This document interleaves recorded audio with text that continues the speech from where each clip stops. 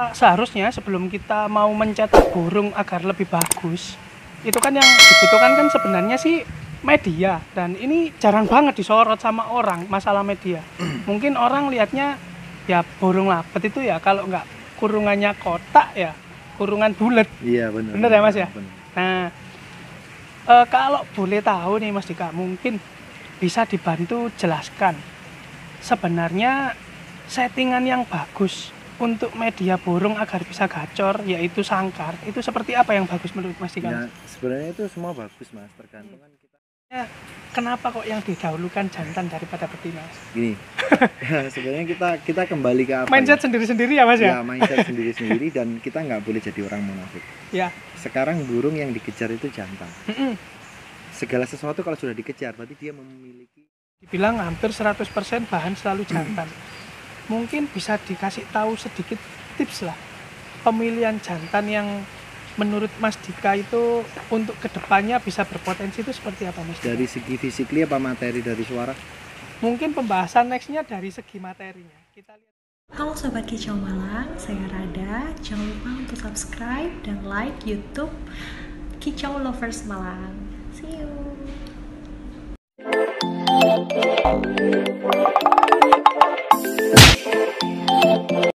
Assalamualaikum warahmatullahi wabarakatuh. Kembali lagi bersama saya Pepsi dari Kicau Lovers Malang. Nah, untuk sesi kali ini saya rencananya akan ke rumah Mas Dika Siril, salah satu YouTubers dari Pandaan yang mungkin sudah kawakan dan mungkin kalian juga sudah banyak yang tahu. Nah, tujuan saya mau main ke sana dalam sesi ini rencananya sih kita mau membahas masalah settingan kandang labet yang pas mungkin ya untuk proses penggacoran atau proses untuk membibit burung untuk menjadi jawara lah. Nah, karena memang kalau saya pikir sebelum kita melakukan melakukan settingan burung agar bisa gacor atau mungkin melakukan settingan agar burung itu bisa kerja bagus. Nah, itu terutama yang kita lihat sih sebenarnya harusnya medianya dulu. Nah, seperti apa hari ini liputan kita dan seperti apa obrolan menarik kita, silakan disimak dan jangan di skip. Salam Kicau Lovers Malang.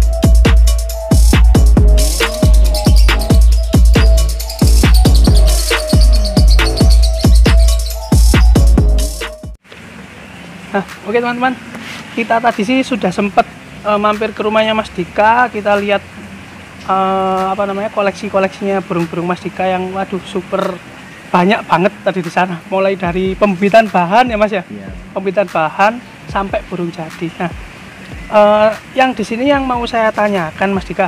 Jadi seharusnya sebelum kita mau mencetak burung agar lebih bagus, itu kan yang dibutuhkan kan sebenarnya sih media, dan ini jarang banget disorot sama orang masalah media. Oh, no. Mungkin orang lihatnya ya burung lapet itu ya kalau nggak kurungannya kotak ya kurungan bulat. Iya benar. Bener ya Mas ya? Bener.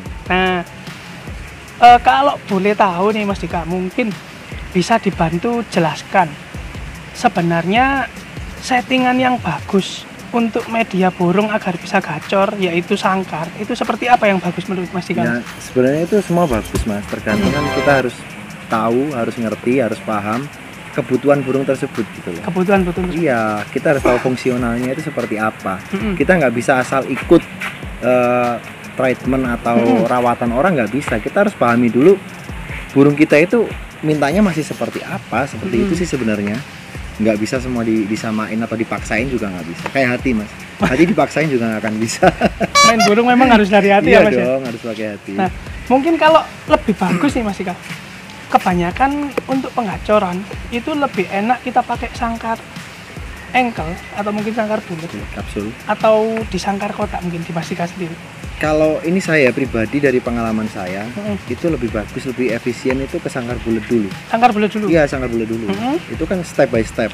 Sangkar kotak itu kalau saya bilang itu apa finalnya lah ya, finishnya Finalnya. itu di situ. Itu khusus untuk jantan atau khusus untuk betina atau sama-sama Mas? Rata-rata sih jantan, betina juga bisa gitu. Cuman rata-rata kalau main box sama glodok itu rata-rata pasti jantan. Rata-rata pasti jantan. Jantan, teman-teman semua juga pasti tahu lah. Kalau mama pakai yang sangkar kotak itu. Iya. Nah, terus itu berlaku untuk burung untulan atau single Mas? Kalau saya sih gini, untulan single pasangan itu beda menurut saya. Kalau umpama dari kita bicara di biasanya sih orang-orang kan proses pengacoran kan pasti awalnya ke single dulu. Single dulu. Sebelum betul. dicarikan pasangan. Betul. Nah, kalau di single pertama kali ini, berarti kalau menurut Mas Dika lebih bagus di sangkar bulat itu tadi. Kapsul. Sampai dia benar-benar gacor, mainnya bagus, baru dikasih pasangan dan itu tetap di sangkar yang bulat atau bisa dilanjutkan? Kalau saya bukan di gacornya mas, saya itu gini, burung kalau belum keluar dobelan seperti apa? Dobelan itu burung yang bisa bunyi itu dengan jeda sangat rapat. Dibilang kalau masalah rapat itu relatif sih mas ya. Kita bisa bilang 1 sampai 10 detik lah. Itu jeda segitu tapi dia beruntun. Bisa 10 15 kali. Ya. Itu baru burung yang layak kita kasih pasangan. Kalau masih ngedobelnya masih ya 4-5 kali 6 kali belum kalau saya. Itu kalau saya bilang itu belum dol banget ya. Belum dol. Nanti kalau sudah di situ baru dikasih pasangan untuk ngunci mungkin ya. Buat ngunci, ya? buat ngeredam birahinya kan seperti itu. Dan itu pun nggak langsung ke sangkar kotak mas. Itu maksud saya. Jadi pada saat sudah dapat untulan ya teman-teman, tetap di sangkar bulat itu tadi sampai dipindah ke kotak itu. Pada proses apa mas? Kalau saya gini ya, saya juga punya burung yang ngunci masih saya taruh sangkar bulat itu masih ada mas. Jadi kalau menurut saya itu sangkar kotak itu hanya kebutuhan gitu loh, finalnya kan gitu. Atau mungkin dipakai untuk hanya proses kawinnya aja? Iya, proses kawin sama istirahatnya dia kan otomatis jauh lebih nyaman gitu loh mas, daripada di sangkar bulat ya kan. Ibarat kita bertempat tinggal di rumah kecil sama rumah besar kan tingkat kenyamanannya pasti beda. Pasti beda. Nah, kalau sudah kita ngomong kenyamanan pasti ke mencangkup tentang performanya dia gitu loh. Tapi mungkin dikembalikan lagi ke karakternya burung sendiri ya mas ya. Kalau saya itu kan burung sudah kita kasih pasangan, ya udah sering kita pisah, kita petel sama pasangannya, terus kita coba bawa ke lapangan. Kalau dia sudah mulai keluar birahi kawin, benar-benar minta kawin sama si pasangan, itu baru saya pindah ke sangkar kotak. Baru pindah ke sangkar kotak. Nah mungkin juga diambil dari segi kemudahannya mungkin ya, karena Mas Dika ini juga seorang player. Betul mas, jadi gini, jadi sangkar bulat itu alat bagi saya, alat sarana untuk mempercepat burung itu ke proses jalan lapangan, proses gacor, proses ngedobel itu sangkar bulat kalau saya pribadi. Mungkin untuk setelan yang kasarannya agar lebih mudah kawin atau mungkin tujuannya untuk apa produksi lah mungkin ya mas ya, baru ditaruh di sangkar kotak. Iya betul. Nah, terus mungkin yang saya tanyakan lagi nih mas Dika, saya kan tadi kan tertarik nih lihat beberapa koleksinya Mas Dika, rata-rata burung prosesnya awal itu rata-rata jantan Mas Dika. Mungkin kalau boleh tahu alasannya kenapa kok yang didahulukan jantan daripada betina? Gini, sebenarnya kita kembali ke apa? Mindset sendiri-sendiri ya Mas ya? Ya mindset sendiri-sendiri dan kita nggak boleh jadi orang munafik. Ya. Sekarang burung yang dikejar itu jantan. Segala sesuatu kalau sudah dikejar berarti dia memiliki nominal harga jual yang tinggi. Lebih tinggi. Ini seperti itu. Kalau ada yang mahal, kenapa kita bermain yang maaf murah. Ya, bukan menjatuhkan betina atau apa gitu loh. Kita nggak usah jadi orang munafik gitu loh. Kita dikasih uang 1 juta sama 100.000 pilih mana? Udah di situ sih. Saya yakin teman-teman bisa menjabarkan sendiri. Bisa menjabarkan sendiri.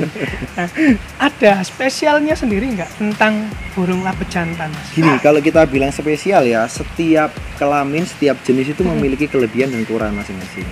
Kelebihan dari burung jantan itu dia kuat. Kuat apa ya, Mas? Kuat dalam arti gini, kuat. Dia mau main 10 sesi pun kalau dia udah tergolong burung yang ngunci, saya rasa kuat. dan nafas mungkin ya. Stamina mungkin. Stamina. Stamina kuat. Habis itu kalau si betina itu lebih dominan ke durasinya yang panjang. Bisa saya bilang durasi burung jantan itu nggak bisa sepanjang betina, mau dia vector mau dia konslet. Pernah punya mentok burung jantan durasi paling panjang berapa sih? 1 menit lah itu Bu. Itu sudah hampir mentok ya Mas ya? 1 Ya. menit. Durasi lapangan itu? Lapangan durasi Mas burung konslet bisa segitu. Oh iya. Jadi kalau saya itu mending bener-bener kita detikin. Kalau kita ngomong hanya angan-angan, oh burung saya 1 menit up gini, kalau pada nyatanya nggak terbukti ya buat apa sih gitu loh Mas. Kalau burung betina mau 2 menit banyak banyak banget, bahkan Iya, durasi rumah Iya. sampai 4 menit ya Mas ya. ada Banyak burung banget. kayak gitu.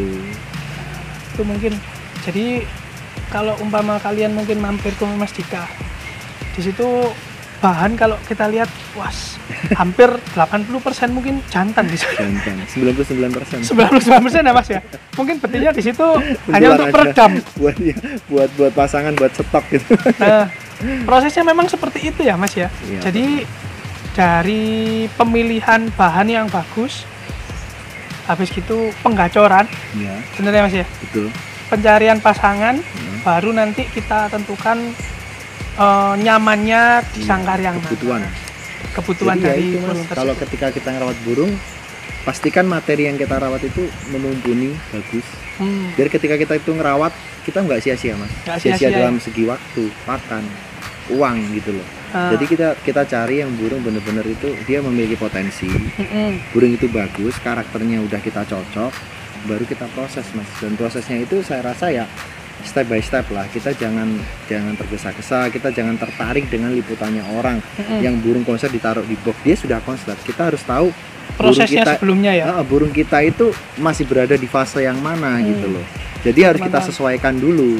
Kita nggak bisa asal contoh, oh burung A itu di setting box sama glodok gini-gini. Kita nggak bisa, burung kita karakternya belum kayak gitu. Belum tentu sama ya. Intinya harus sadar dirinya, harus digedein lah. Sadar diri.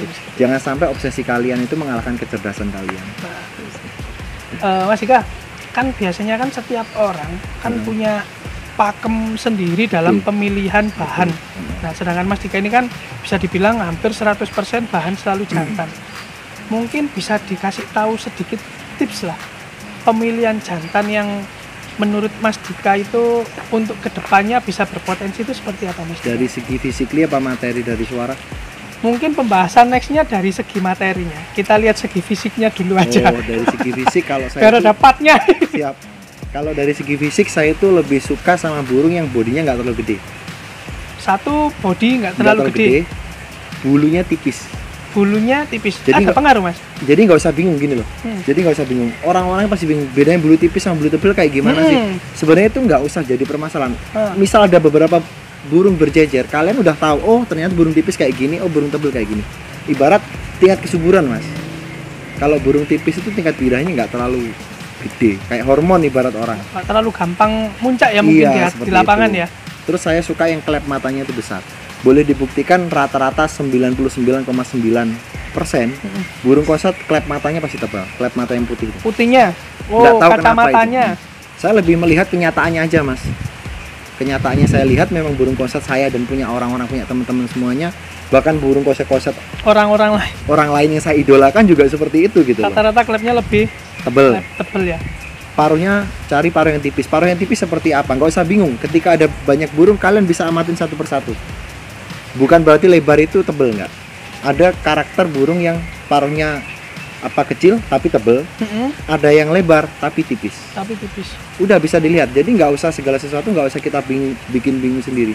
Banyak itu teman-teman dikit-dikit apa bingung. Sebenarnya kenapa sih harus bingung? Orang kita penampakannya tinggal lihat. Kita bingung mau ke pasar tinggal lihat, tinggal kita pelajarin gitu loh. Belajar melihat kenyataan daripada kita harus berangan-angan. Berangan-angan, benar. Nah, mungkin itu akan menjadi next session pembahasan kita tentang materi labet jantan proses sampai jadi. Karena di rumah tadi sudah sangat terbukti teman-teman. Kenapa saya berani jauh-jauh ke sini? Karena ilmu itu mahal dan waktunya Mas Dika ini sangat mahal. Jarang-jarang nih bisa ditemui di sini teman-teman. Nah itu. Harus puasa dulu kalau misalnya. Jabrinya berapa lama? Jabrinya berapa Kayak King lama? Cobra. Munculnya kalau kebetulan aja. Kayak kita mantau ular mungkin ya Mas ya. Iya. Gitu. Mungkin pembahasan nanti sambil kita lihat bahan di rumah, mungkin fisik tadi kan sudah beberapa, mungkin tinggal sedikit kita melihat lagi lah ya, mungkin fisik seperti apa, sambil materi dan proses seperti apa dari pengacoran, bahan, media sampai jadi teman-teman. Nah, Jadi intinya itu Mas, boglodok itu kebutuhan. boglodok itu kebutuhan teman-teman. Kita harus bisa menyesuaikan kebutuhan seperti apa yang dibutuhkan sama burung kita. Yang diinginkan burung ya Iya, Mas ya. seperti itu aja sih. Mantap. Oke kalau gitu terima kasih teman-teman sudah melihat channel saya. Jangan sampai di skip atau dilewatkan dan jangan lupa subscribe. Dan satu lagi, kita masih punya banyak sesi bersama Mas Dika di sini yang dimana memang kita bisa lihatlah spesialis dari labet jantan. Ya walaupun dari bahan pun juga pemilihan tetap jantan, jarang ada betina. Gitu. Oke siap, terima kasih teman-teman sudah melihat selalu melihat channel saya. Terima kasih, jangan lupa subscribe. Salam Kicau Lovers Malang.